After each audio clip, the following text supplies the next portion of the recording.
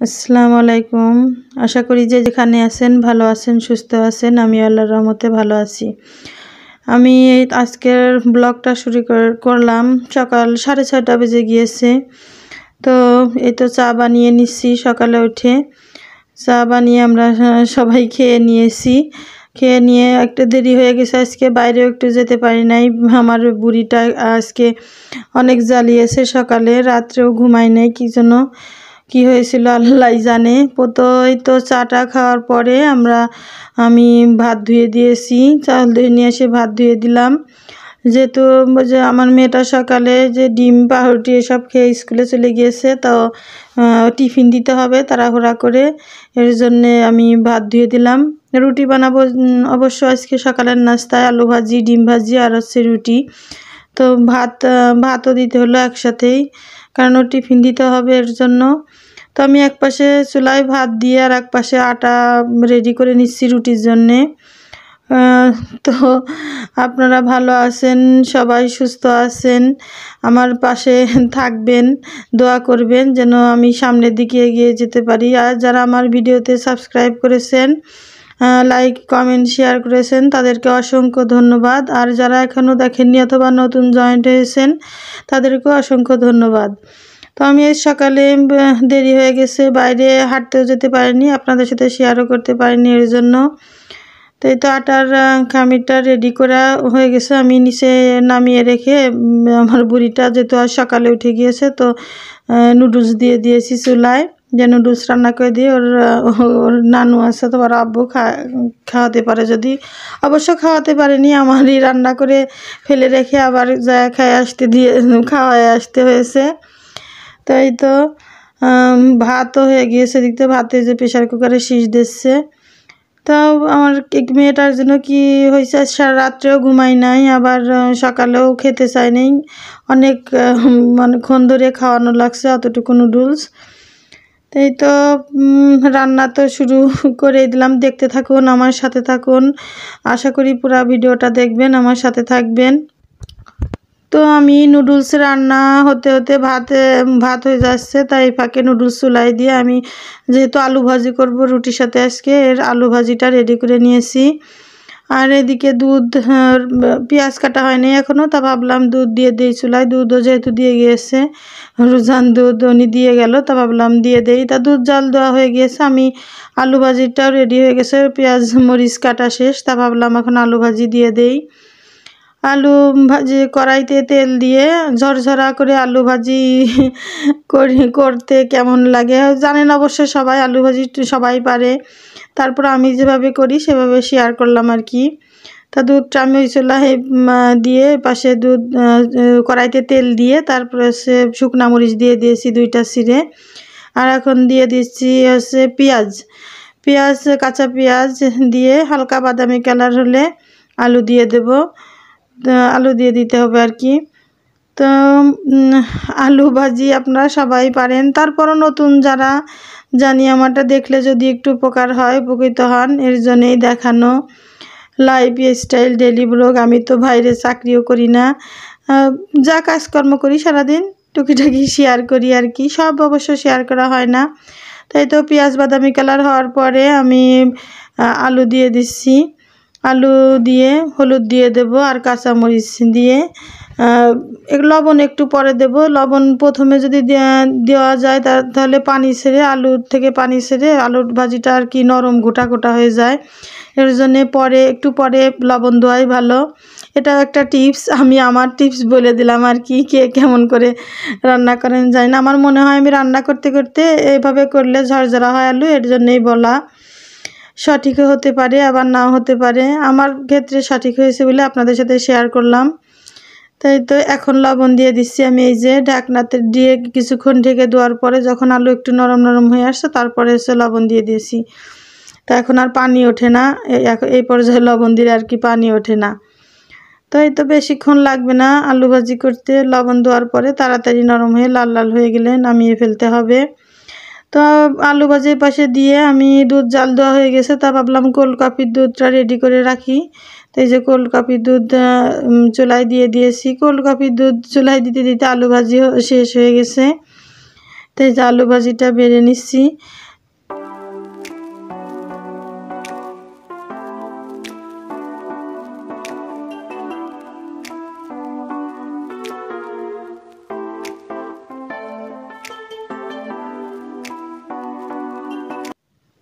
তো আলু ভাজি শেষ।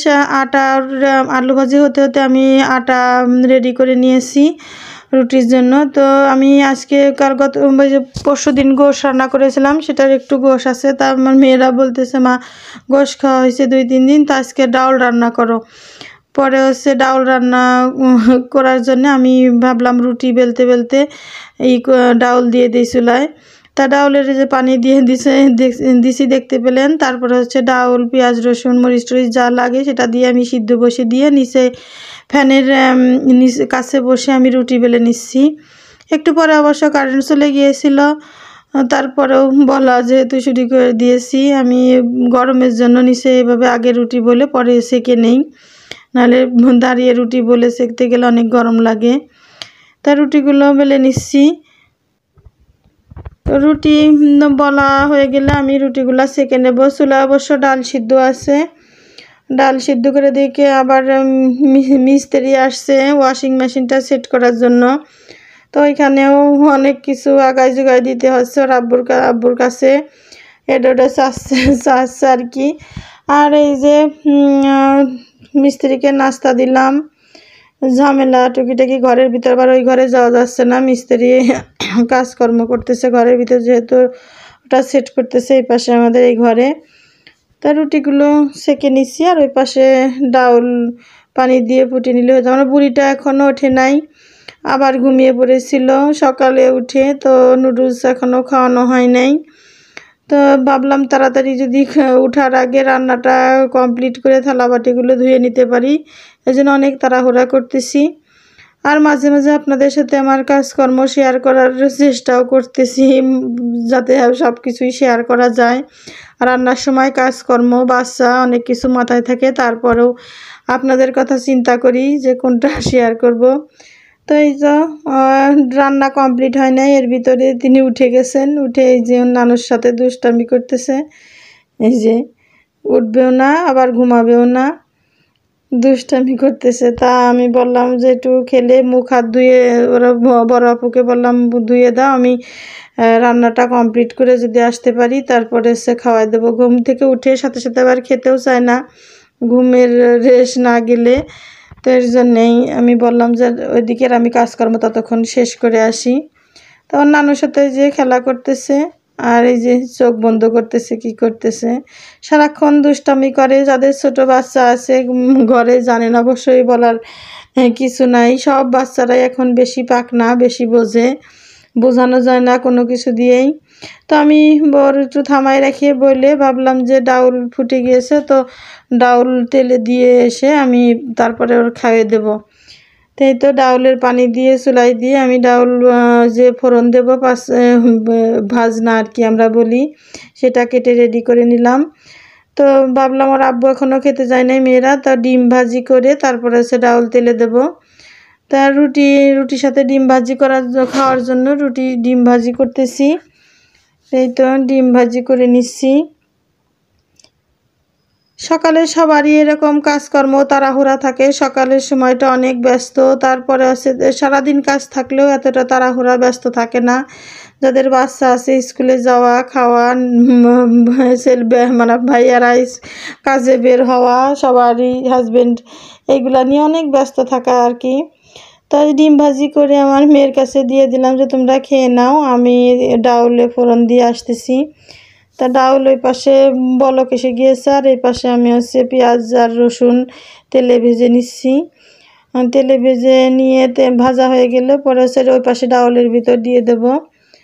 তাই তো ডাউলের ফোড়নটা দিতে দিতে তা ভাবলাম ডিম ভাজি এগুলো খাবার দাবার এখানে নামানো আছে দেখাই। তো এই যে ডাউলের রসুন পেঁয়াজ ভেজে সেগুলো দিয়ে আমি হচ্ছে পাঁচফোড়ন, এর আগে একদিন দেখেছেন আপনারা আমরা ডাউলে পাঁচফোড়ন খাই। তা হচ্ছে ডাউলের পাঁচফোড়নটা বা তেলে অল্প একটু তেলে ভেজে লাল করে নিয়ে ডাউলের মধ্যে ঢেলে দিয়েছি, আর একবার বলক দিলেই শেষ। আমার বুড়িকে খাইয়ে এই যে আমি থালা বাটি ধুয়ে আসছি। কয়টা কলা অনেক পেকে গিয়েছিল, সেটার পিঠা বানানোর জন্য ভাবলাম আপনাদের সাথে শেয়ার করি। তা কলা দেখছেন ছুলে আমি হচ্ছে পানি দিয়ে ধুয়ে পানি ঝরিয়ে কলা বিলীন করে নেওয়া যায়, আবার হাতে মেখেও নেওয়া যায়। আমি হাতে মেখে নিয়েছি, তার মধ্যে দিয়ে দিয়েছি হালকা একটু লবণ, চিনি আর হচ্ছে চাউলের গুঁড়া। ভিজা চাউলের গুঁড়াও দেওয়া যায়, আমারটা অবশ্য শুকনা চাউলের গুঁড়া ঘরে ছিল, সেটা অল্প একটু করে দিচ্ছি আর মাখিয়ে নিচ্ছি যে কেমন পরিমাণ মতো হয়, একবারে দিলে বোঝা যায় না। এই যে অনেকটা এরকম হবে, আপনারা দেখতে বুঝতে পারতেছেন।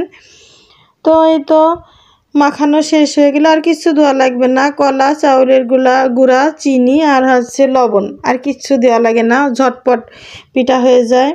তো তেল গরম করে তেলের মধ্যে ছোট ছোট করে দিয়ে বড়া যেভাবে দেয় আর কি, এভাবে দিয়ে ভেজে নিলেই সুন্দর পিঠা হয়ে যায়। আমার বাচ্চারা সবাই অনেক পছন্দ করে।